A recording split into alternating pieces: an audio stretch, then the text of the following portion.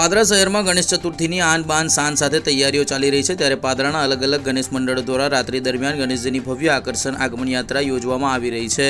ડીજેના તાલ સાથે અને પાદરાના નગરના પ્રવેશ દ્વાર પર ભવ્ય આતાશબાજી સાથે અલગ અલગ મંડળ દ્વારા ભવ્ય આયોજન કરવામાં આવે છે। મંગળવારની રાત્રે પાણીની ટાંકી યુવક મંડળ તેમજ સર્વોદય યુવક મંડળ સહિત વિવિધ ગણેશ મંડળો દ્વારા ભવ્ય આગમન યાત્રા યોજવામાં આવી હતી। નગરમાં નીકળેલી આગમન યાત્રાઓએ નગરમાં ભારે આકર્ષણ જગાવ્યું હતું। આગમન યાત્રાઓને નિહાળવા મોટી સંખ્યામાં નગરજનો પણ ઉમટી પડ્યા હતા। પાદરાના પ્રણામી અગરબત્તીથી નીકળેલી ભવ્ય શોભાયાત્રા મોડી રાત્રે 12 કલાકે પોતાના પંડાલો સુધી પહોંચી હતી। આ યાત્રામાં મોટી સંખ્યામાં યુવાનો, બાળકો, યુવતીઓ સહિત તમામ લોકો જોડાયા હતા અને ભારે આતાશબાજી સાથે ડીજેના તાલ સાથે ઝૂમી ઉઠ્યા હતા, જે સમગ્ર આકર્ષણનું કેન્દ્ર બન્યું હતું।